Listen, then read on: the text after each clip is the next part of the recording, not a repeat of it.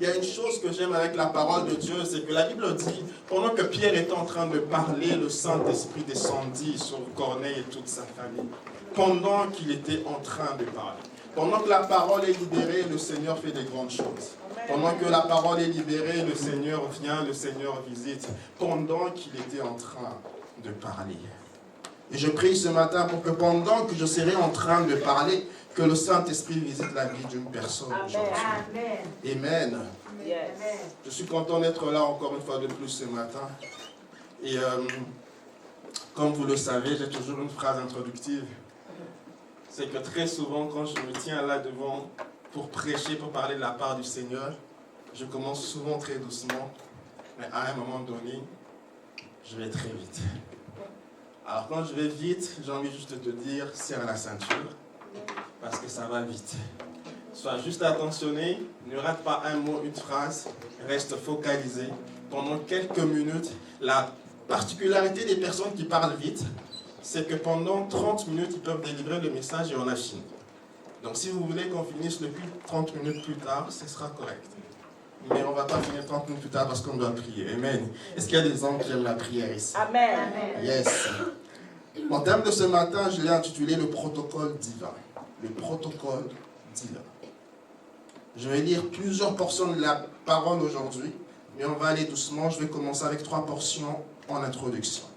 Josué 3, verset 5. Josué 3, verset 5. La Bible dit ceci. Josué dit au peuple, « Sanctifiez-vous, car demain l'Éternel fera des prodiges au milieu de vous. Sanctifiez-vous, car demain l'Éternel fera des prodiges au milieu de vous. » Je suis dans Joël 2, verset 12. Joël 2, verset 12, la Bible dit, « Maintenant encore dit l'Éternel, revenez à moi de tout votre cœur, avec des jeûnes, avec des pleurs et des lamentations. Déchirez vos cœurs et non vos vêtements, et revenez à l'Éternel votre Dieu, car il est compatissant et miséricordieux. » Je veux que tu retiennes ce mot. Car il est compatissant et miséricordieux, lent à la colère et riche en bonté.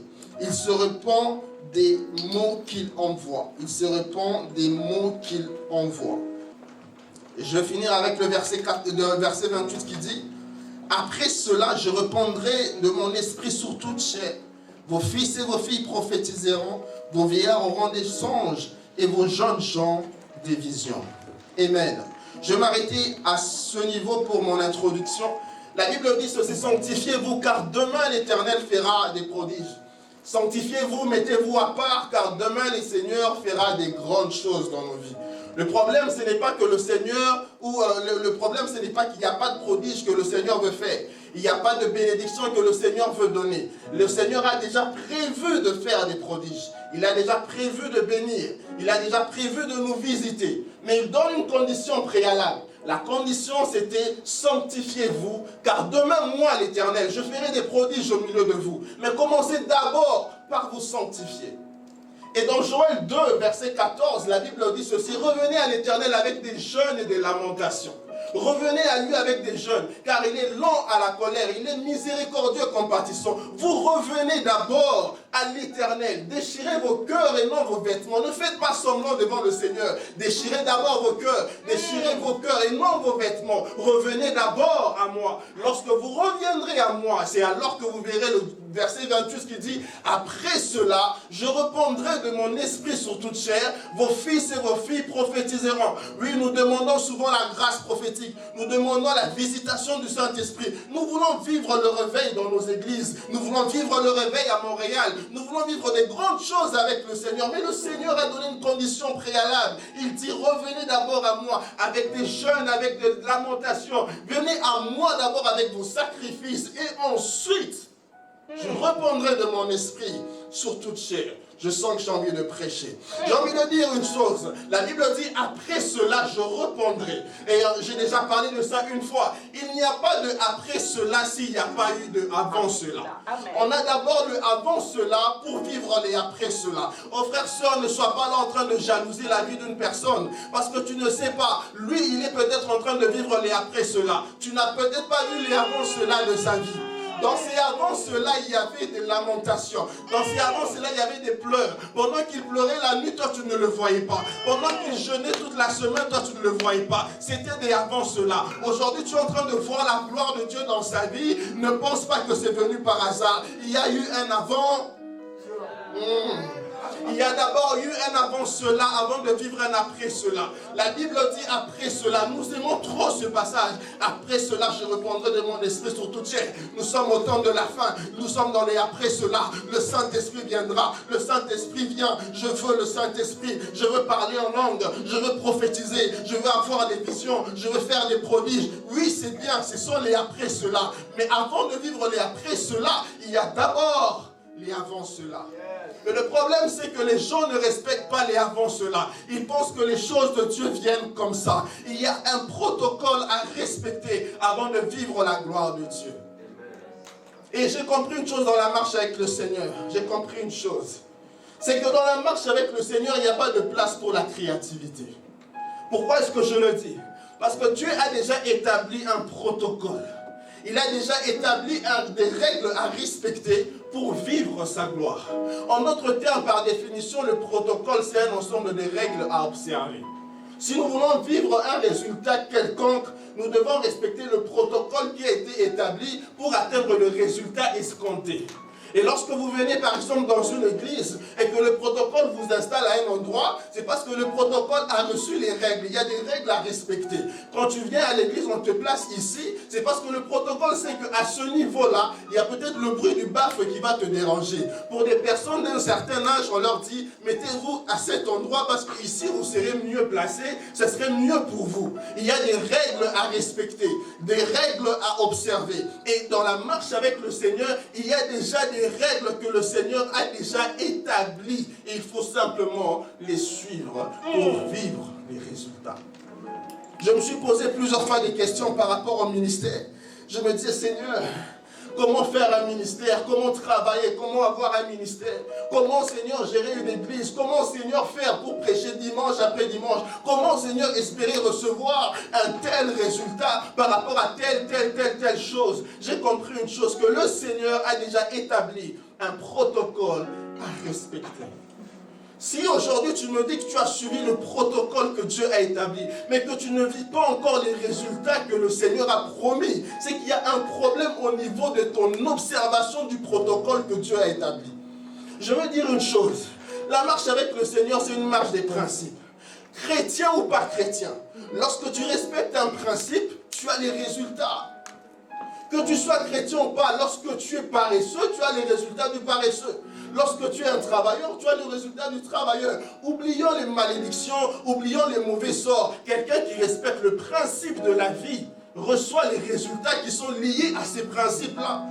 Donc il y a des protocoles qui ont été établis. Si je respecte, j'observe les règles qui ont été établies, je recevrai ou je récolterai les résultats qui sont liés à ces règles que j'ai observées. Est-ce qu'on me suit? Et dans la marche avec le Seigneur, j'ai compris une chose, il n'y a pas de place pour la créativité.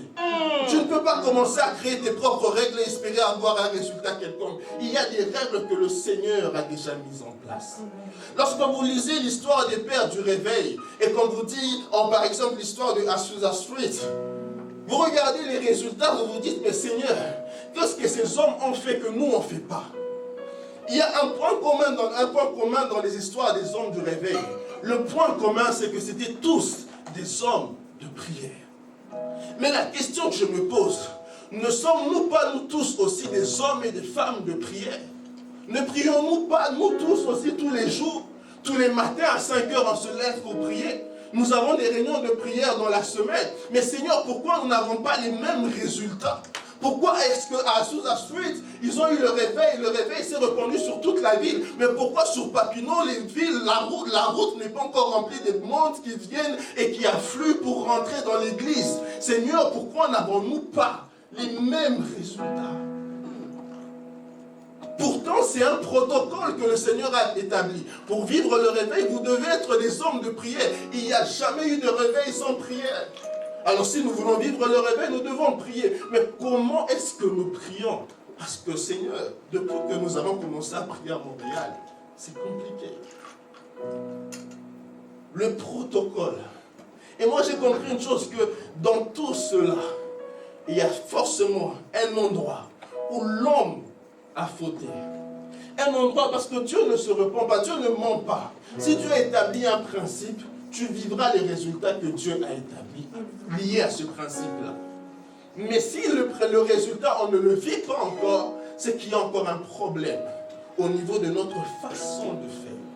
Le protocole. Il y a un protocole que tu dois établir pour vivre certaines choses. Est-ce que je peux vous raconter une histoire?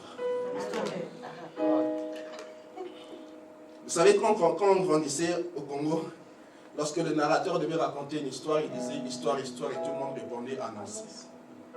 Et je vais faire ça avec vous, histoire, histoire. En 2016-2017, j'ai passé un long moment de prière, j'étais en train de demander à Dieu la grâce prophétique. Et je disais à Dieu, Seigneur, je veux prophétiser de cette façon. Je veux, Seigneur de Tout-Puissant, commencer à voir les choses, commencer à prophétiser d'une certaine manière. Et j'ai passé mon temps à prier, à demander cela. C'était une demande même qui datait de 2014. Et j'arrive en 2017, le Seigneur me montre une vision. Et dans cette vision, je suis en train de parler aux gens. Et pendant que je parlais aux gens, je leur disais ceci. Et c'est là que j'ai eu la réponse à ma prière. Je leur disais ceci. Vous savez, depuis toutes ces années, je demande à Dieu la grâce prophétique. Mais il ne me l'a jamais accordée. Et dans la vision, j'ai eu ma réponse. Parce que dans la vision, pendant que j'ai prêché à une foule, et j'ai dit à cette foule, je n'ai jamais eu cette grâce à cause de l'état de mon cœur. C'était ça la réponse que j'avais. Pourtant j'ai prié, j'ai respecté le protocole. Pourtant j'ai prié, pourtant j'ai demandé à Dieu. Il a dit, demandez et l'on vous donnera. Tout ce que vous demanderez, au moment vous le recevrez. Protocole. J'ai respecté le protocole que Dieu a établi. J'ai demandé comme le Seigneur nous a demandé de le faire. Mais pourquoi est-ce que je ne recevais pas encore cela? Le Seigneur m'a dit, dans ta demande, il y a une faille. Ton cœur. Ah, c'est bien de demander, c'est bien de prier, mais il y a une façon de faire. Tu as respecté le protocole, mais il y a une façon de faire dans le respect du protocole. Et il a dit, c'est mon cœur, du moins c'est dans la vision, j'ai dit, je n'ai jamais reçu cette grâce à cause de l'état de mon cœur. Et ce jour-là, j'ai dit à Dieu, Seigneur, pardonne-moi.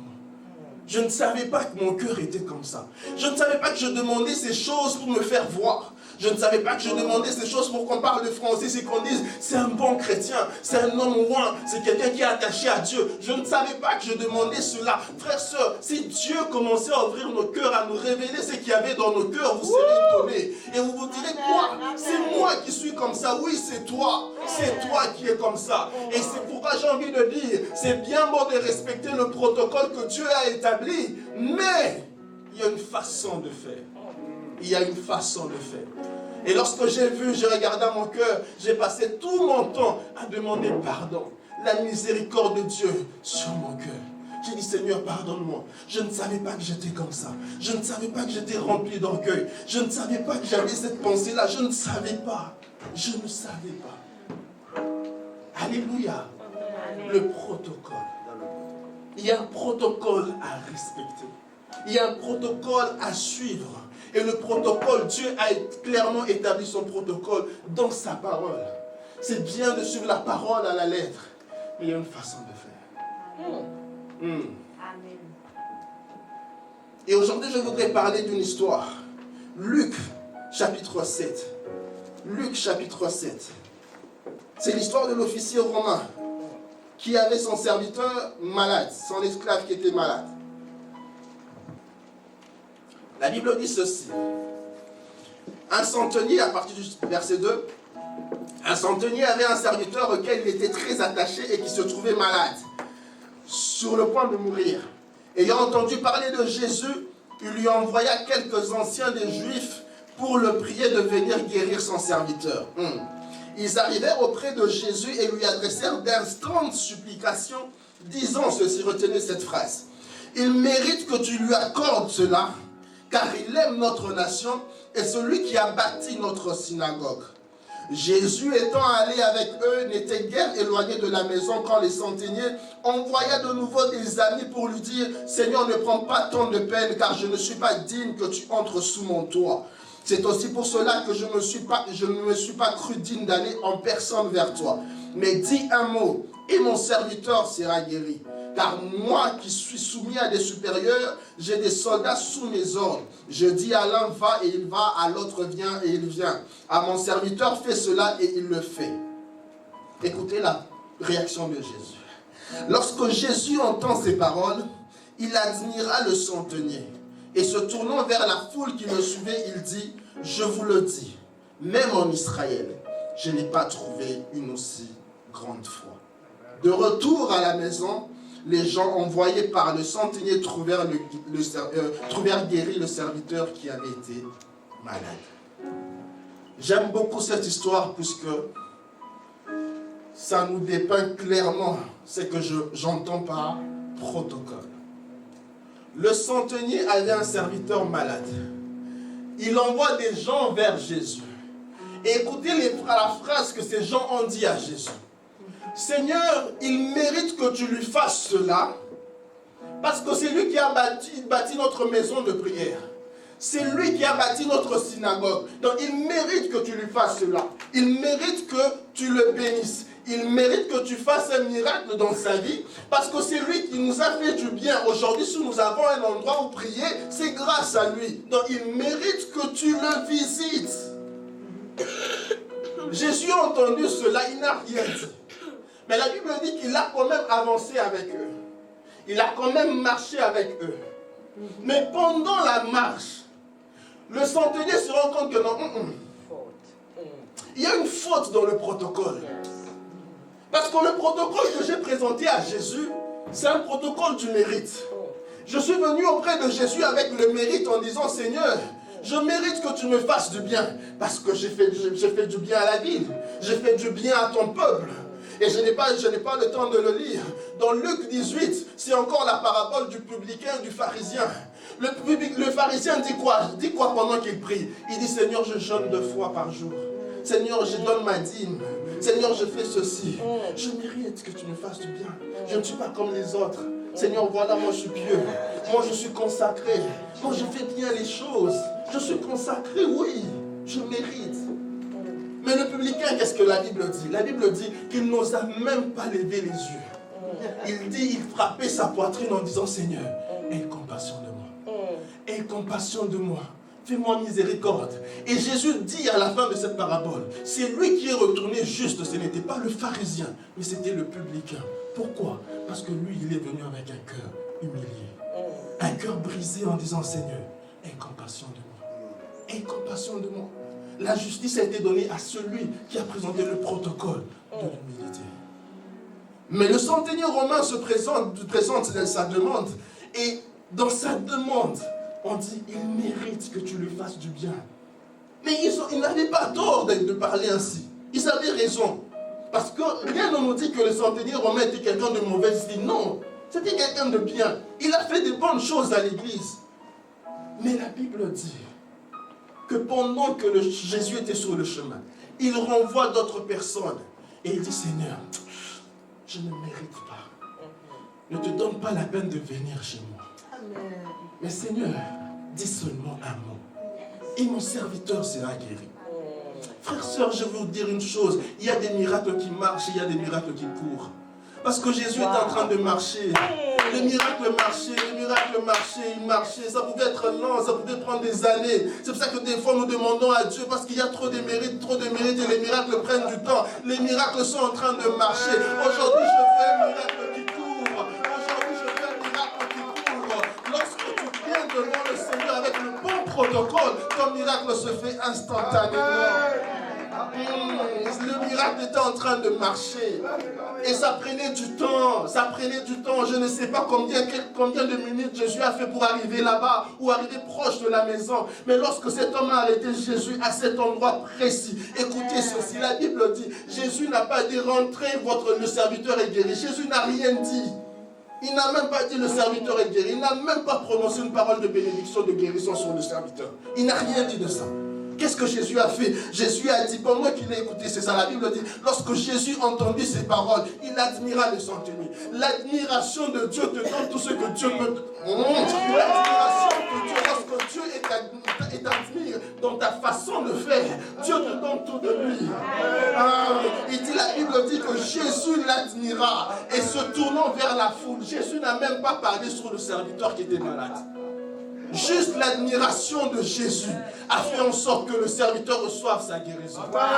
Juste l'admiration. Frères et sœurs, lorsque Dieu nous voit au-devant de lui avec un cœur humilié et sincère, oh Seigneur, il est tellement content de nous voir ainsi. Parce que c'est que nous oublions, c'est que lorsque nous venons avec un cœur humilié devant le Seigneur, nous sommes en train d'honorer Dieu. Frères et sœurs, je vais vous raconter une petite histoire. Une fois, Emma m'a demandé mon téléphone. Je lui donne mon téléphone, elle me dit, tonton, c'est toi le meilleur. Wow. Frère, sœur, ça m'a fait quelque chose. Même si je sais que c'était de la flatterie, c'était juste pour avoir le téléphone, je sais. Mais ça m'a titillé dans ma chair. Elle m'a dit, tonton, c'est toi le meilleur. Et frère, sœur, lorsque vous venez auprès de Dieu, avec ce cœur-là en disant, Seigneur, cette situation-là, je ne pourrais pas m'en sortir. Tu es le seul qui peut me sortir de là. Juste quand tu dis ça, Dieu lui-même se sent, il dit, voilà, c'est ça que je veux. Qui est cet homme ou qui est cette personne qui n'aime pas être honoré, qui n'aime pas recevoir la gloire? Et Dieu aime recevoir la gloire de ses enfants. Lorsque vous venez auprès du Seigneur en disant, Seigneur, c'est pas que je mérite. C'est pas parce que je jeûne, je prie, je suis consacré que voilà, non, je ne mérite pas. Tu ne peux pas venir devant Dieu en disant, Seigneur, si le culte aujourd'hui était glorieux, c'est parce que j'ai jeûné. Si je n'avais pas jeûné, ça n'allait pas se passer ainsi. Si je n'avais pas fait ceci, ça n'allait pas... Non. C'est le cœur. Ça ne se passe pas ainsi. Et Dieu aime être honoré. Lorsque tu viens auprès du Seigneur avec ce cœur-là, Dieu se sent honoré. Et la Bible dit ceci, Jésus admira le centenier. Il n'a prononcé aucune parole de guérison. Juste son admiration a emmené la guérison. Imaginez-vous si Jésus avait parlé encore. Et la Bible dit, il se tournait vers la foule et dit, je vous le dis, même en Israël, je n'ai pas trouvé une aussi grande foi. C'est tout ce que Jésus a dit. C'est tout ce que Jésus a dit pour que ce serviteur-là soit guéri. Et lorsque ces hommes sont rentrés, ils ont trouvé le serviteur bien portant. Quand est-ce que cet homme a été guéri? Ce n'est pas quand on a présenté le premier protocole du mérite. Il a été guéri lorsqu'on est venu présenter le protocole de l'humilité. En disant à Dieu, Seigneur, voici le protocole que je viens de te présenter. Je ne suis pas digne de recevoir ceci ou cela. Et Seigneur de Tout-Puissant, dis seulement un mot. Dis seulement un mot. Alléluia. Amen. Le protocole. Des fois nous venons devant le Seigneur avec tellement d'arrogance. Des fois nous venons devant le Seigneur avec tellement de je suis comme ça, je suis capable de, je peux faire ceci, je peux faire cela. Et il y a des moments où tu dois juste t'asseoir et te dire, Seigneur, de moi-même je n'y arriverai pas. De moi-même, je n'y arriverai pas. Seigneur, je ne sais pas faire telle chose ou telle autre chose. Mais Seigneur, aie compassion de moi. Cet aveugle qui a entendu parler de Jésus pendant qu'il passait, il a posé la question, il a dit, c'est qui est en train de passer? On lui a dit, c'est Jésus. Cet aveugle a commencé à crier, Jésus, fils de David, aie compassion de moi. Aie compassion de moi. On l'a fait taire, on lui a dit, tais-toi, tu déranges. Et il a dit, aie compassion de moi. Il a encore crié plus fort. Lorsque tu viens auprès du Seigneur avec un cœur tellement désespéré, c'est là que le Seigneur te visite. La Bible nous dit que Dieu est proche de ceux qui ont le cœur brisé et qui ont l'esprit dans l'abattement. Ah, il n'y a rien qui puisse attirer la présence de Dieu, la grâce de Dieu, la miséricorde de Dieu, comme celui qui a un cœur brisé. Pendant que je lisais cela, je me suis dit, mais Seigneur, est-ce que tu attends que les hommes nous brisent le cœur pour être proches de nous? J'ai dit, mais Seigneur, ça c'est méchant. Tu sais pas ce que ça fait d'avoir un cœur brisé? Ça fait mal. Mais le Seigneur m'a fait comprendre que ce n'est pas dans ce sens-là. Le cœur brisé, c'est celui qui vient auprès du Seigneur et qui se dit, je reconnais que je ne peux pas. Je reconnais que j'ai besoin de toi. Je reconnais que j'ai mal fait des choses. Seigneur, que ta miséricorde parle en ma faveur. Oh frères, sœurs, aujourd'hui j'ai envie de parler de la miséricorde de Dieu. Amen. La miséricorde de Dieu, aujourd'hui j'ai envie de vous dire, c'est l'avantage que le Seigneur nous a donné pour pouvoir vivre des miracles instantanés. Lorsque tu fais appel à la miséricorde de Dieu en disant, Seigneur, que ta miséricorde parle pour moi, c'est là que le Seigneur voit et commence à agir dans ta vie. Un jour, j'étais en train de méditer sur la miséricorde. J'ai compris que la miséricorde de Dieu est un avantage que le Seigneur nous a donné. Un avantage pour pouvoir shifter nos vies, changer nos vies. Mais je n'avais pas compris le principe. Pendant 1 an, j'ai prié, je disais, Seigneur, ta miséricorde, Seigneur, ta miséricorde. Mais je finis par comprendre une chose.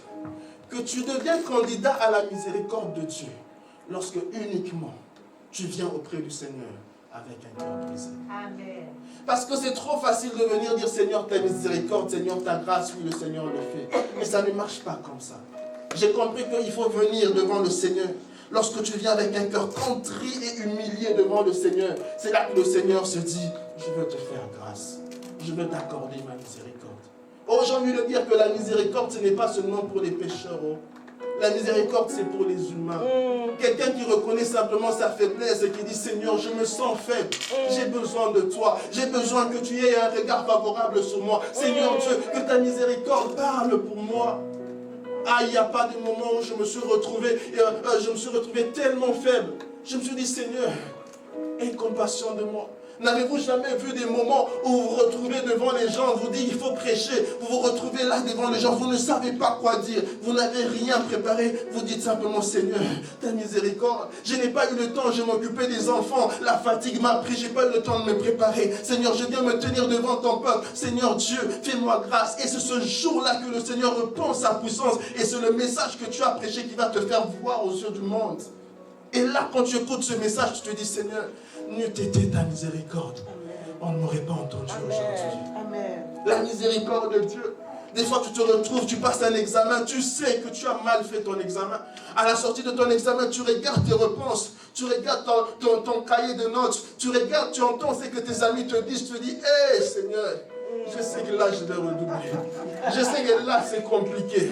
Tu regardes tes notes, tu te dis, c'est difficile là, en tout cas, en ce moment, même moi-même. Je regarde le verdict, je me dis non Seigneur, c'est compliqué. Et tu reviens simplement devant le Seigneur, tu dis Seigneur, ta miséricorde, ne le fais pas seulement même pour moi. Fais-le même pour mes parents qui payent mes frais scolaires. Fais-le même pour telle personne, telle personne. Seigneur, fais-moi grâce. Et Dieu, dans sa miséricorde, il te donne des bonnes notes. Et tu sais toi-même que dans cette note-là, tu sais que c'est Dieu qui t'a donné ça.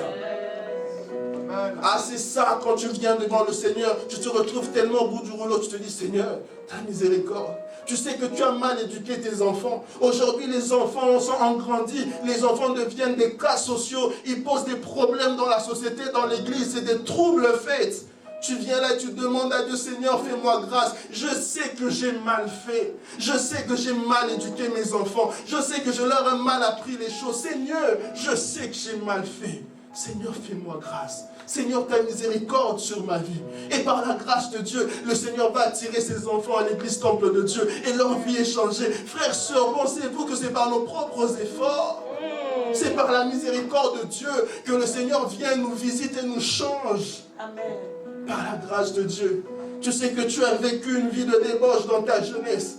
Mais tu viens auprès du Seigneur avec un cœur brisé. Tu dis à Dieu, Seigneur, je ne savais pas ce que je faisais. J'étais juste perdu. Seigneur Dieu, que ta miséricorde parle en ma faveur. Et tu viens, tu présentes le protocole de l'humilité, le protocole de brisement. Tu viens auprès du Seigneur, tu dis, Seigneur, aie compassion de moi. Et le Seigneur, dans sa grâce, il te donne un bon mari, il te donne une bonne femme, il te donne une bonne famille. Tu te dis, Seigneur, je regarde à mon passé, je regarde à ce que je suis en train de vivre aujourd'hui. N'eût été ta miséricorde. N'eût été ta miséricorde. Il y a des moments lorsque tu t'assois, tu regardes, tu te dis, Seigneur, fais-moi grâce. Des moments où tu regardes, tu te dis, Seigneur, je ne savais pas. Je ne savais pas. Frères, sœurs, vous vous retrouvez dans une famille. Et dans cette famille, les gens vivent d'une certaine manière. Vous ne saviez pas que les choses se passaient ainsi. Vous ne savez pas, vous vous retrouvez juste dans une famille. Et votre vie prend une autre tournure, une autre direction. Vous n'étiez pas là quand les ancêtres étaient en train de signer des contrats avec des esprits. Vous n'étiez pas là. Et vous vous retrouvez à mener une vie qui ne correspond pas à la parole de Dieu. Mais vous vous tenez devant le Seigneur, vous dites, Seigneur, je ne sais pas ce que je suis en train de vivre. Je ne sais pas pourquoi est-ce que ma vie est ainsi. Mais Seigneur, aie compassion de moi. J'ai compris une chose, que des fois, ce n'est pas juste une question de combat spirituel. Ce n'est pas juste une question de ceci ou cela. Des fois, il suffit simplement de se tenir devant le Seigneur et de dire, Seigneur, ta miséricorde sur ma vie. La miséricorde de Dieu. Tu ne savais pas que des ancêtres t'avaient vendu. Tu ne savais pas qu'on avait fait des choses dans ta famille. Tu ne savais pas qu'on avait dit des choses. Seigneur, aie compassion de moi. Viens me chercher. Ah, il y a une histoire d'un pasteur que vous connaissez tous, le pasteur Ivan, le pasteur qui est jumeau. Il dit ceci. Il dit que lorsqu'ils sont nés, on a fait des paroles, des déclarations sur leur vie. Et on a dit que l'un aura, l'autre n'aura pas. On a fait d'eux une seule personne, alors que c'était des jumeaux. Et l'autre pouvait se marier, mais l'autre ne pourra pas se marier parce qu'elle a déjà pris le mariage. L'autre pouvait avoir des enfants, mais l'autre ne pourra pas parce que l'autre a déjà pris des enfants. Et un jour, ils ont compris cela. Ils ont regardé le passé de leur famille, ce qu'il y avait dans leur famille. Ils ont crié à Dieu. Ils ont crié à Dieu. Aujourd'hui, les deux sont mariés. Ils ont des enfants, ils ont des ministères fleurissants. Par la grâce de Dieu. Par la grâce de Dieu. Ce n'est pas une histoire de Seigneur, je sais prier, Seigneur, je sais, je suis consacré, Seigneur, je jeûne 1400 fois par jour. Ce n'est pas ça le problème. La miséricorde de Dieu, la miséricorde de Dieu. Vous venez devant le Seigneur et disez à Dieu, Seigneur, il y a des moments où je viens devant le Seigneur, je dis, Seigneur, je n'arrive pas. Je n'arrive pas, je suis fatigué. Seigneur, je me sens faible. Il y a des moments où je me tiens devant le Seigneur, je dis, Seigneur, des fois je parle aux gens, je leur dis, je prie toutes les nuits. Je prie toutes les nuits, à chaque fois qu'il est 2 heures, à chaque fois qu'il est 4 heures, je me lève pour prier. Mais il y a des moments où je me lève, je dis, Seigneur, je suis fatigué. Je suis fatigué, aie compassion de moi. Combat pour moi. Jusqu'à quand je vais me tenir là, combattre. Seigneur, que toi seul me garde et me protège. Ce ne sont pas forcément nos prières qui font la différence. Il faut simplement la grâce de Dieu. Amen. Il faut simplement la miséricorde. Combien de fois n'avons-nous pas mangé des choses qui étaient envoûtées, mais rien ne nous est arrivé, alors que nous n'avions même pas prié. On m'a raconté une histoire d'une famille. Le papa était dans l'adultère. Et lorsqu'il allait voir cette femme-là, cette femme lui donnait du pain qu'il ramenait dans sa famille. Et sa femme légitime et les enfants mangeaient le pain. Ils mangeaient le pain, jusqu'à ce que cette femme qui commettait l'adultère avec leur père a dû appeler la maman légitime pour lui dire, ton Dieu est réel. Parce que ce pain-là, il était embouté. À chaque fois que je vous envoyais le pain, il y avait des choses que je faisais, des incantations que je faisais. Mais rien ne vous est arrivé, rien. Oh frères, sœurs, des fois quand Dieu nous protège, parfois nous ne sommes même pas conscients. Lorsque nous dormons, nous ne savons même pas ce qui se passe la nuit. Le Seigneur nous garde et nous protège dans sa miséricorde. C'est dans sa miséricorde. Ce n'est pas parce que j'ai jeûné, prié 1500 fois. Non, ça n'a rien à voir. Ça n'a rien à voir. Dieu, lorsqu'il regarde un cœur contré, il se dit, c'est là que je veux être. Je veux être auprès de lui. Je veux marcher à ses côtés. Il dit, déchirez vos cœurs et non vos vêtements. Amen. Venez à moi, déchirez vos cœurs et non vos vêtements. Aujourd'hui, je viens de donner la clé pour vivre des miracles instantanés. Se présenter devant Dieu avec un cœur humble. Il a dit dans sa parole, si mon peuple sur qui est invoqué mon nom s'humilie, prie et cherche ma face. On a d'abord parlé de l'humilité. Humiliez-vous devant le Seigneur. Et là, le Seigneur fera grâce. On a d'abord parlé de l'humilité. Ah, je suis en train de parler à une personne aujourd'hui parce qu'il arrive des moments. Je suis en train de réfléchir. Je dis, Seigneur, je ne savais pas. Je ne savais pas que je devais faire telle chose. Je ne savais pas que ça devait se passer ainsi. Mais les hommes m'ont condamné. Les hommes m'ont jugé. Les hommes ont dit tout et n'importe quoi sur ma vie. Mais Seigneur, je ne savais pas. Et là où tout le monde condamne, Seigneur, je me tiens en devant de toi. Je dis, Seigneur, ta miséricorde. Seigneur, ta miséricorde. Les gens m'ont condamné. Les gens m'ont combattu. Les gens ont dit tout et n'importe quoi. Mais Seigneur Dieu, toi, tu ne me condamnes pas. Seigneur, ta miséricorde. Et lorsque tu viens devant le Seigneur avec un cœur brisé, le Seigneur est là. Il a dit, il est proche de ceux qui ont le cœur brisé et contrit. Ceux qui ont l'esprit dans l'abattement. C'est là que le Seigneur est. Amen. Ah, Dieu, par sa miséricorde, peut te faire des miracles, des choses que tu ne pouvais même pas penser. Tu te dis, Seigneur, je suivis bêtement cette direction. Je ne savais pas. Mais Dieu, dans sa miséricorde, la porte se trouve là. Mais toi, dans ton ignorance ou dans ta folie, tu as préféré suivre cette porte. Mais Dieu, dans sa miséricorde, il peut déplacer la porte de là et la mettre devant toi pour te rassurer que tu suis le bon chemin. Oh, Dieu est merveilleux. Nous prions un Dieu miséricordieux. Nous prions un Dieu qui est bon, qui est lent à la colère et riche en bonté. Son amour est grand envers nous. Aujourd'hui, je ne suis pas là pour vous dire qu'il faut prier ceci, il faut faire cela. Aujourd'hui, je veux simplement que chacun d'entre nous examine son cœur et regarde quel est le protocole que je mets en place pour voir Dieu dans ma vie. Aujourd'hui, je te présente un protocole. Le protocole que je te présente, la miséricorde de Dieu en disant, Seigneur, aie compassion de moi. Seigneur, aie compassion de ma vie de prière. Seigneur, aie compassion de mes manquements. Seigneur, aie compassion de mes faiblesses. Seigneur Dieu, je suis faible. La miséricorde de Dieu, ce n'est pas que pour les pécheurs, c'est pour les humains. Nous sommes humains, nous avons des faiblesses. Si tu te sens fort, alors ce message n'est pas pour toi. La force de Dieu ne suit pas les gens forts. La force de Dieu suit les gens faibles. C'est pour ça que Paul a dit, c'est dans mes faiblesses que se manifeste ma force. Ah, la force de Dieu n'est pas pour les gens forts.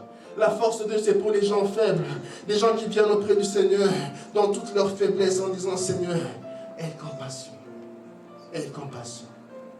Aie compassion. Le fils prodigue dans Luc 15. Le fils prodigue dans Luc 15. Qu'est-ce que cet homme a fait? Il est allé voir son père. Il a dit à son père, donne-moi mon héritage. Je suis assez grand. Je vais faire les choses par moi-même. Le père lui a donné son héritage et il est parti. Et lorsqu'il est parti, la famine l'a pris. Et cet homme s'est senti, la Bible dit, il est revenu en lui-même. En revenant en lui-même, il s'est rendu compte que dans la maison de mon père, les serviteurs sont mieux gérés, mieux servis que moi. Je retournerai auprès de mon père. Et je lui dirai, ne me traite même pas comme ton fils. Cœur brisé. Traite-moi même comme un de tes serviteurs. Venu auprès de son père avec un cœur humilié, brisé. Seigneur, j'ai mal fait. J'ai mal fait. J'ai pris mon héritage trop tôt. Je n'aurais pas dû. Mais voilà, j'ai mal fait. Je reviens. Ne me traite pas comme ton fils. Donne-moi juste la petite part et que je sois au moins traité comme ton serviteur dans ta maison. Et la Bible dit ceci, que le père était tellement content de voir son fils revenir, tellement content qu'il a fait une fête pour lui. Tellement content. Lorsque Dieu voit ce cœur humble et humilié devant lui, Dieu ne manque pas de me faire du bien. Et qu'est-ce qui s'est passé avec le grand frère? Le grand frère est venu. Le grand frère a dit, mais moi je suis dans ta maison. Je suis resté fidèle.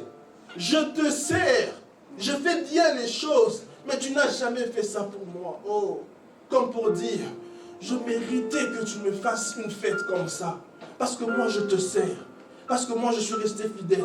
Moi, je n'ai pas pris l'héritage. Je suis resté à la maison. Il a présenté à son père les mérites. Je méritais que tu me fasses ça. Je méritais que tu me visites. Je méritais que tu me donnes une bague aussi. Je méritais que tu me fasses ça. Mais le père ne l'a pas fait. Pourquoi? À cause de cette manière de présenter la demande. Le protocole n'était pas respecté. Il y a des protocoles, ce protocole dont je parle, il y en a plusieurs. Mais aujourd'hui, je veux m'attarder sur la miséricorde et la grâce de Dieu. Lorsque tu viens devant le Seigneur avec un protocole d'humilité, avec un protocole où tu viens, tu dis à Dieu, Seigneur, sans toi, je ne peux rien. Le Seigneur ne manque pas d'intervenir. Oh, qu'est-ce que Dieu n'a pas fait dans la vie de Jonas avec la ville de Ninive? Ils ont déclaré un jeûne. Même les animaux ont jeûné. Humilité, ils se sont humiliés tellement devant le Seigneur en disant, Seigneur, interviens dans notre ville. Même les animaux se sont humiliés devant le Seigneur. Le protocole. La miséricorde de Dieu. La miséricorde de Dieu, c'est partager la peine. La miséricorde en soi, c'est partager la peine de l'autre. Et tu ne peux pas être miséricordieux si tu n'as pas de compassion, si tu n'as pas d'amour. Et le Seigneur est un Dieu d'amour. Et il partage notre peine. Il vit cela avec nous. C'est pour ça que j'aime l'appeler Emmanuel, le Dieu au milieu de nous. C'est lui qui marche avec nous, même dans les moments difficiles. Il est avec nous. Je vous ai déjà raconté une histoire où je m'étais senti tellement brisé, abandonné dans une relation. Et pendant que j'étais en train de pleurer sur cette relation, le Seigneur est venu me dire, voici la direction que tu dois suivre. Pourtant, avant, le Seigneur me parlait, mais je ne m'entendais pas. Mais c'est lorsque j'avais un cœur brisé, que Dieu est venu me parler. Il m'a dit, maintenant, c'est le chemin que tu dois suivre. Humilité, un cœur brisé. Et Dieu nous aime. Dieu nous aime. Dieu veut nous faire du bien. Mais quel protocole nous mettons en place pour voir sa main sur nos vies? Alléluia. Amen. Oh, la miséricorde de Dieu. Il y a des moments lorsque nous regardons les gens, il fut un temps où je critiquais un homme de Dieu. Je critiquais tellement ce prophète-là. Et un jour, le Seigneur m'a fait asseoir. Il m'a dit, si on te mettait à la même place que lui, est-ce que tu aurais résisté? J'ai regardé. J'ai vu le type de femme qui côtoyait ce prophète. J'ai vu et j'ai imaginé l'argent que cet homme recevait. J'ai vu la gloire qui le portait. J'ai dit, Seigneur, je suis étudiant, pardon. Je ne pourrai pas. Moi-même, je me suis senti, j'ai dit non Seigneur, je ne pourrai pas. Et des fois, en tant que chrétien, nous nous jugeons. Pourtant, la Bible dit, soyez miséricordieux comme votre Père est miséricordieux. Et nous nous jugeons entre nous. Mais le jour où je me suis mis à la place de l'autre, j'ai regardé, j'ai vu les démons qui l'attaquaient. J'ai dit, hé Seigneur, je n'ai pas encore fini mes études. Et j'ai réalisé que moi, à sa place, je ne saurais pas. Je ne pourrais même pas tenir. J'ai dit, Seigneur, garde-moi. Oh, hier, pendant que j'étais en train de discuter, je suis tombé sur le verset de Romains 14. Romains 14 dit ceci. Qui es-tu, toi, qui juges le domestique d'autrui? Il se tient debout ou il tombe pour son propre maître. Il sera tenu debout, car le Seigneur est puissant pour le tenir debout. C'est le Fils, le serviteur de notre Dieu. S'il tombe, ça regarde lui et Dieu. Parce que j'ai réalisé que nous nous jugeons beaucoup. Et pourtant, nous sommes faibles. Et dans notre faiblesse, le Seigneur ne manque pas de nous visiter. Alléluia, Jésus. Et la Bible dit dans le psaume 51, verset 17, la Bible dit ceci, le sacrifice de Dieu sans un esprit brisé. Ô Dieu, tu ne mépriseras pas un cœur brisé et humilié. tu ne mépriseras pas un cœur brisé et humilié. Et aujourd'hui, nous voulons prier le Seigneur. Nous voulons dire à Dieu, Seigneur, aie compassion. Le psaume 34, 19 dit ceci: l'Éternel est près de ceux qui ont les cœurs brisés. Il sauve ceux qui ont l'esprit dans l'abattement. Luc 6, verset 36, la Bible dit: soyez donc miséricordieux comme votre Père est miséricordieux. Matthieu 5, 7, la Bible dit: heureux les miséricordieux, car ils obtiendront miséricorde. Et aujourd'hui, j'ai envie de parler à des gens qui ont été miséricordieux envers d'autres, mais en retour, ils n'ont pas reçu la miséricorde de Dieu, des hommes. Il y a des moments où vous avez été bon envers les gens, vous avez pardonné, vous avez oublié les fautes, mais lorsque vous avez commis une seule petite faute, c'est la guerre mondiale. Et vous avez envie de dire: je m'excuse, je ne savais pas. J'ai mal fait les choses. Oui, je suis juste humain, j'ai mal fait les choses. Sur tous les bienfaits que j'ai eu à faire, juste seule cette faute-là, tu me crucifies comme ça. Aie compassion de moi. Soyez miséricordieux comme votre Père est miséricordieux. Et pendant que je suis en train de parler, je veux que tu réalises dans ton cœur, que tu commences à imaginer, que tu commences à te dire: quel est l'état de mon cœur devant le Seigneur? Suis-je assez brisé devant Dieu pour vivre sa gloire? Suis-je assez humilié devant le Seigneur pour vivre sa gloire? Suis-je assez mort à moi-même pour vivre sa gloire? Ah, je suis en train de dire ces choses parce que moi-même je suis dans le processus. Moi-même j'ai pris le temps de prier, j'ai demandé à Dieu sa miséricorde jusqu'à ce que le Seigneur m'a dit: ça ne marche pas comme ça. Est-ce que tu es suffisamment mort à toi-même? Est-ce que tu es suffisamment mort à toi-même? Et le problème, c'est que des fois, nous voulons jouer avec le Seigneur. Moi, j'ai pensé à arnaquer le Seigneur. Ah, j'ai pensé à arnaquer le Seigneur. J'ai dit: Seigneur, tu sais que tu es faible, que ta miséricorde, tu es sur moi. Alléluia. Et j'ai dit à Dieu: Seigneur, c'est pas comme ça.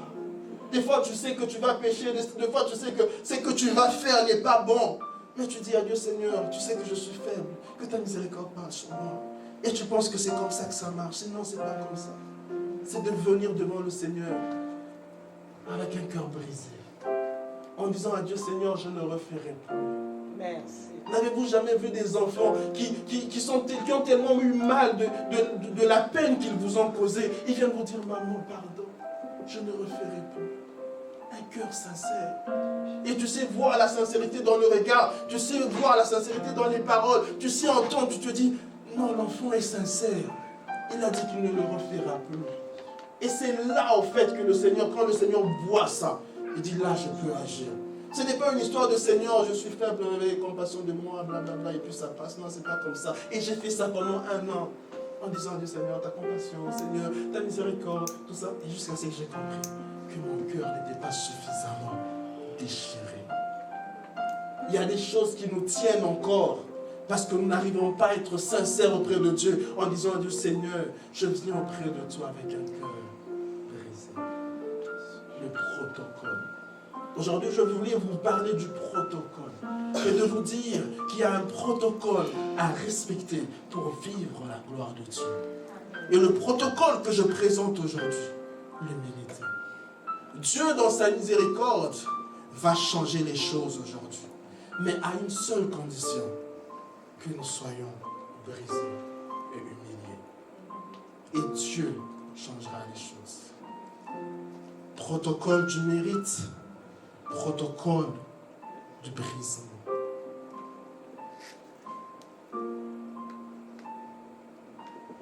Pendant quelques minutes, je voudrais que l'on prie et que l'on dise à Dieu: Seigneur, fais parler ta miséricorde sur ma vie. Seigneur, interviens dans ma situation. Mais Seigneur, je viens avec un cœur brisé en disant: Seigneur, aie compassion de moi.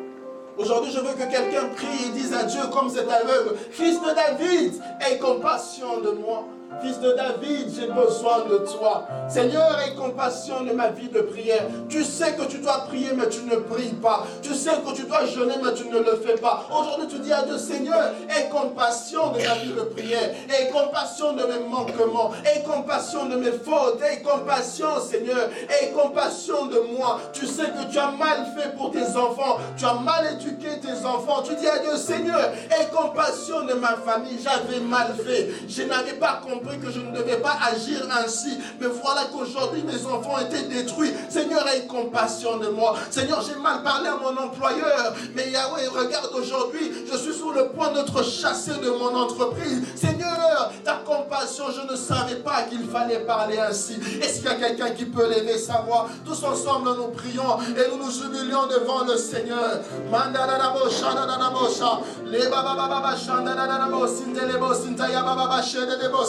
Et maman, Seigneur, nous venons devant de toi et nous demandons, Seigneur, que tu aies compassion de nous ce matin. Seigneur, merci pour ton amour et merci pour ta compassion. Merci pour ta grâce. Merci Jésus, parce que Seigneur, de tout puissant, tu ne nous abandonnes pas. Tu n'abandonnes pas, Seigneur Dieu, celui qui a un cœur brisé et contrit. Seigneur, nous sommes là et nous venons devant de toi et nous présentons le protocole de l'humilité. Seigneur Dieu, nous venons respecter les règles. Nous venons, Seigneur, respecter, Seigneur Dieu, Yahweh, Seigneur, de tout puissant. Yahweh, Seigneur, cette instruction que tu nous donnes.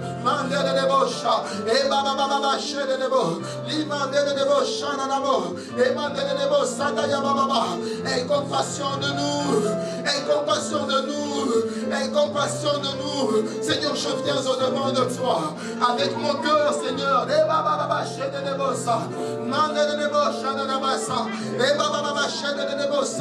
Je crie à toi, Seigneur.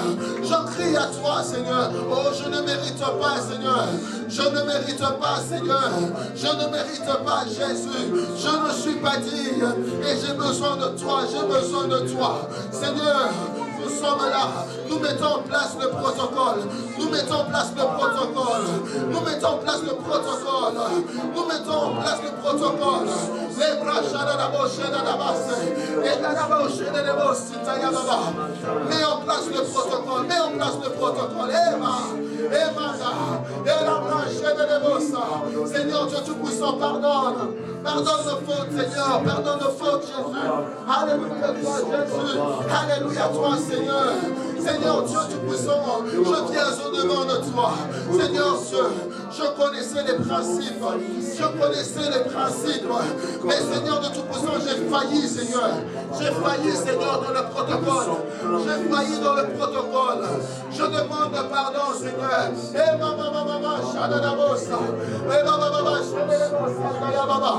aie compassion de nous, Seigneur.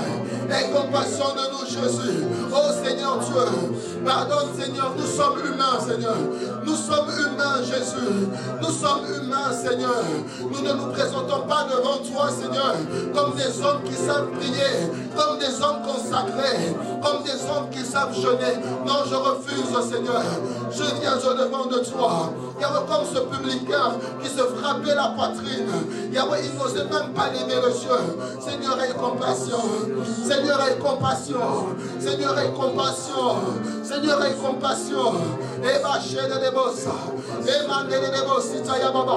Yahweh, ta grâce, Seigneur, sur nos vies.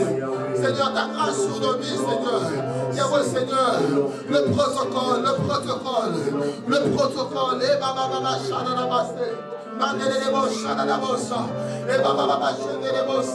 Seigneur, Dieu, ta grâce, Seigneur. Ta faveur, Seigneur, sur nos vies, Seigneur. Oh, Jésus.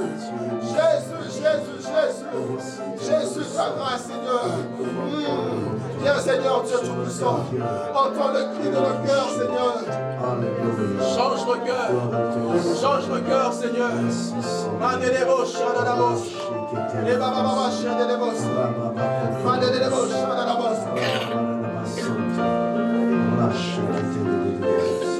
La Bible dit ceci, que lorsque le peuple d'Israël s'était retrouvé dans une situation compliquée, la Bible dit, ils crièrent à l'Éternel. Et l'Éternel a agi, l'Éternel est descendu pour les délivrer. Aujourd'hui, je veux que tu cries à Dieu encore en disant à Dieu, Seigneur, ce peuple d'Israël n'était pas un exemple. C'était des gens qui recevaient la grâce de Dieu, mais qui la bafouaient par la suite. Mais malgré leurs nombreuses fautes, malgré leurs nombreux bafouements, lorsqu'ils se sont humiliés devant le Seigneur, ils ont crié à Dieu. Le Seigneur n'a pas manqué d'agir et d'intervenir dans leur situation. Et aujourd'hui, je veux que tu cries encore à Dieu et que tu dises à Dieu, Seigneur, si tu l'as fait avec le peuple d'Israël, qui n'était pas un exemple, qui a bafoué ta grâce plusieurs fois, mais tu as toujours agi dans leur vie, alors Seigneur, fais-le aussi pour moi. Je veux que tu cries à Dieu maintenant. Ne regarde pas au péché que tu as fait hier. Ne regarde pas au péché que tu as fait ce matin. Aujourd'hui, dis à Dieu, Seigneur, je crie à toi, sors-moi de cette situation, interviens dans ma vie, par ta grâce et par ta miséricorde. Parle sur ma vie, dans le nom de Jésus. Je veux encore que tu lèves ta voix. Je veux encore que tu pries. Je veux encore que tu pries. Que tu dises à Dieu, que tu parles à Dieu. Malé, Shababo, Sintalaba. Un cœur brisé. Seigneur, nous crions à toi. Comme le peuple d'Israël, Seigneur, nous venons, Seigneur, et nous crions. Nous crions, nous crions à toi, Seigneur. Parce que nous savons, Jésus, nous avons bafoué ta grâce. Nous l'avons foulé aux pieds, Seigneur Dieu. Mais ce matin, je viens, Seigneur, avec un cœur déchiré, en disant, Seigneur, interviens dans ma vie, Jésus. Yahweh, Seigneur, attire ton regard sur moi, Seigneur Dieu. Yahweh, plonge ton regard sur moi, Seigneur. Yahweh, Seigneur, et fais-moi du bien, fais-moi du bien, fais-moi du bien, les vaches et les bosses. Yahweh, Seigneur Dieu, je crie à toi, Seigneur. Je crie à toi, Jésus. Je crie à toi, Seigneur. Yahweh, tends ta main, mangue les bouches. Et baba, sinte les bouches. Oh, Seigneur, merci. Seigneur, merci encore. Ta grâce et ta miséricorde. Ta grâce et ta miséricorde. Ta grâce et ta miséricorde. Ta grâce et ta miséricorde sur nos vies. Seigneur Dieu, merci. Merci Jésus. Merci Seigneur. Merci Jésus. Merci Jésus. Alléluia. Alléluia. Tu vas te lever maintenant, tu vas prier. Tu vas demander à Dieu une chose. Tu vas dire, Seigneur, j'ai perdu 10 années, 15 ans de ma vie dans la débauche, dans des choses qui ne valaient pas la peine. Seigneur, aujourd'hui, restaure mes années. Le Seigneur est capable de restaurer 10 années perdues en une année. Il est capable de restaurer les années perdues depuis 2010, depuis 2011 et de les ramener tous en 2022. Aujourd'hui même, le Seigneur est capable de te restaurer tout ce que tu avais perdu dans ton ignorance, dans ta folie. Le Seigneur est capable de te restaurer les années perdues. Et tu vas crier à Dieu, tu vas dire à Dieu, Seigneur, je demande une restauration dans ma vie. Je demande une restauration dans ma vie. Fais parler ta miséricorde sur moi pour que ma vie aujourd'hui soit restaurée. Les choses que j'ai perdues pendant 10 ans, les choses que j'ai perdues pendant 15 ans, aujourd'hui, Seigneur, je viens te demander, Seigneur, une restauration par ta miséricorde. Pas parce que tu as beaucoup prié, pas parce que tu as beaucoup jeûné, mais tu implores la grâce de Dieu, la miséricorde de Dieu sur ta vie. Dans le nom de Jésus, nous prions. Dans le nom de Jésus, nous prions. Dans le nom de Jésus, nous prions. Nous demandons une restauration des années perdues. Il a dit, je vous rendrai les années comme dévorer les sauterelles. Je vous rendrai les années que vous avez perdues. Les années que vous avez perdues. Le Seigneur est capable. Il est capable de les restaurer. Il est capable de les restaurer. Toute forme de retard dans ta vie, que le Seigneur restaure cela. Toute forme de retard dans ta vie, que le Seigneur restaure cela. Toute forme de retard dans ta vie, que le Seigneur restaure cela. Dans le nom de Jésus, dans le nom de Jésus, dans le nom de Jésus, dans le nom de Jésus. Restaure Seigneur, restaure Seigneur, restaure Seigneur, restaure Jésus, restaure nos vies. Restaure Seigneur, restaure Seigneur, restaure nos vies au nom de Jésus. Shabbababosi.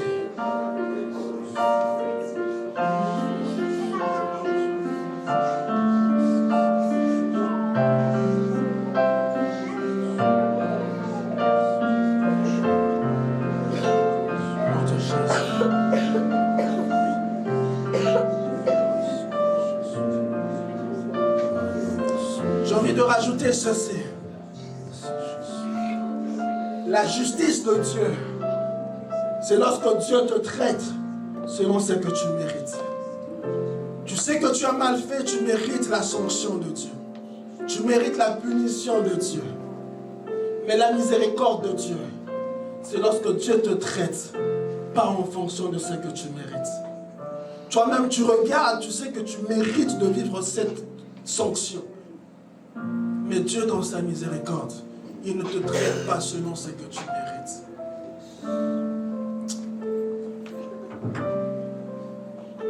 Que ce matin, Dieu ne nous traite pas selon ce que nous méritons. Tu as brisé les lois de Dieu. Toute l'année dernière, tu n'as pas donné ta dîme. Et aujourd'hui, tu te retrouves dans une situation où tu as besoin d'une intervention financière. Tu dis à Dieu, Seigneur, je n'ai pas respecté la loi. Je n'ai pas respecté ton instruction. Mais Seigneur, aie compassion. Aie compassion. Tu n'as pas eu à épargner. Aujourd'hui, tu te retrouves dans une situation où tu as besoin d'argent. Et tu dis à Dieu, Seigneur, je n'ai pas respecté la loi de l'épargne. Mais Seigneur, aie compassion de moi. Fais un miracle. Seigneur, aie compassion. Seigneur, que ta miséricorde parle en ma faveur. Tu sais ce qui s'est passé dans ta vie. Tu sais ce qui te fait mal aujourd'hui. Lorsque tu regardes dans ta vie, tu te dis, sincèrement, là, j'ai mal fait.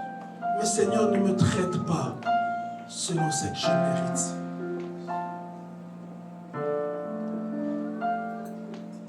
Frères, sœurs, parfois la miséricorde de Dieu peut paraître injuste. Parce que tu regardes quelqu'un, tu te dis, mais cette personne ne mérite pas d'avoir une telle vie. Elle est heureuse, mais qu'est-ce qui fait qu'elle puisse être autant heureuse malgré toutes ses fautes dans son passé? La miséricorde de Dieu. C'est pas une histoire de je prie beaucoup. C'est pas une histoire que je vais à l'église. C'est pas une histoire que je sers à l'église. C'est juste une simple histoire de miséricorde. Que Dieu qui a choisi de faire miséricorde à qui il veut. Et j'ai compris que les candidats à la miséricorde de Dieu, c'est ceux qui ont un cœur brisé. Ceux qui viennent devant le Seigneur avec le protocole de l'humilité. Aujourd'hui, nous ne voulons pas des miracles qui marchent, mais nous voulons des miracles qui courent. Alléluia. Je vais faire quelques prières de déclaration, tu vas dire Amen.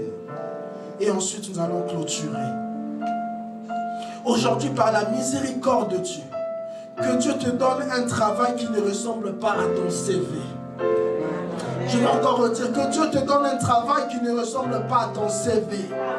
Que Dieu te donne une élévation qui ne ressemble pas à ton cursus. Que Dieu te donne une personne qui ne ressemble pas à ton réseau de relations. Que Dieu te donne un financement qui ne ressemble pas à ton carnet d'adresse. Oh, que Dieu te donne une gloire qui ne ressemble pas au prix que tu as eu à payer. Que Dieu te donne une onction qui ne ressemble pas à ta sanctification. Que Dieu te donne un mari, une femme qui ne ressemble pas à ton passé. Que Dieu te donne une célébrité qui ne ressemble pas à ta réputation. Que Dieu te donne une faveur qui ne ressemble pas à ton labeur.